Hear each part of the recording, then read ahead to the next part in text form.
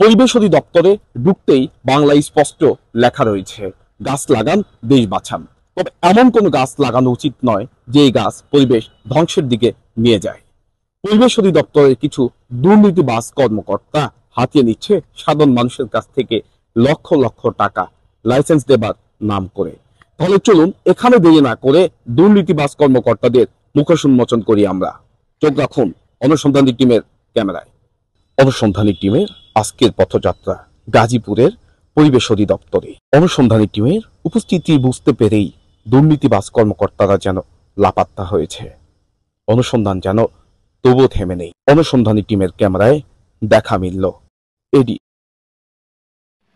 একজন ড্রাইভারের কখনোই পরিবেশের লাইসেন্স দেওয়ার সুযোগ নাই এবং উনি অফিসিয়ালি কোনো ধরনের এই লাইসেন্স দেওয়ার ক্ষেত্রে কোনো ধরনের সুযোগ কখনো পায়ওনি এবং সেই পাওয়ার অনুসন্ধানী টিমের হাতে যে তথ্য মিলল, এডিকে ফোন করলেই যেন তার ড্রাইভার থেকে শুরু করে দুর্নীতিবাজ কর্মকর্তারা যারা আছে তাদের সাথে সমঝোতা করার চেষ্টা করে। তা না হলে দুর্নীতিবাজ কর্মকর্তারা জেনে গেল কিভাবে অনুসন্ধানী টিম প্রবেশ করেছে।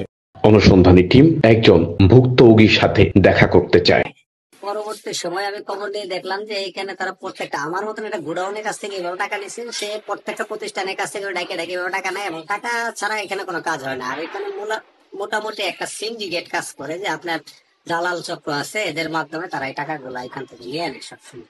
তারা আসলে বিভিন্ন প্রতিষ্ঠানের সাথে মিডিয়াগিরি করে সরাসরি নয়ন সাহেবের মাধ্যমে এই কাজগুলা করে। এখানে প্রচুর টাকা পয়সা, অবৈধ টাকা পয়সার লেনদেন হয়। আর তার যে এখানকার উপপরিচালক আছে মমিন সাহেব বলে ঠিক আছে, উনি যেহেতু টাকা পয়সা দিলে একটা কলমের খোঁচা দিয়ে ওনার অনাপত্তি একটা দিয়ে দেন, লাভের মধ্যে টাকাটা গুনে আমি পড়ি, তারপর একটা অন্ধকার রুমে গিয়ে আমার কাছ থেকে টাকাটা সে রিসিভ করে।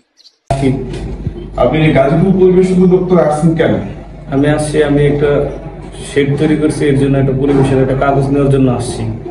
তো আমি এখানে আসছি, ওনারা আমার কাছে টাকা চেয়েছে। প্রথমে আমি ওনাদেরকে 50,000 টাকা দিছি, এখন ওনারা আমার কাছে আরো টাকা দাবি করতেছে, আরো 50,000 টাকা ওনারা আমার কাছে দাবি করতেছে। আপনি কি অ্যাপ্লাই করেছিলেন? জি অ্যাপ্লাই করছি। তাহলে 50,000 টাকা লাগবে কেন?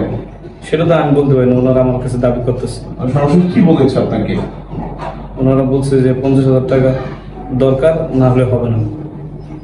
ধন্যবাদ। আমাকে একটা ধারণা দিতে অ্যামাউন্টটা কত না?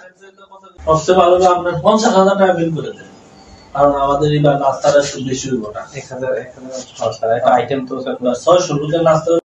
গাজীপুরের পরিবেশ অধিদপ্তর যেন হয়ে উঠেছে আর্থিক লেনদেনের আভয় আশ্রম, যেখানে টাকা ছাড়া কোনো কাজই হয় না। গাড়ি চালক ও সাবেক উপপরিচালকের দুর্নীতির শোধপত্র দেখতে চোখ রাখুন এটিভির পর্দায়।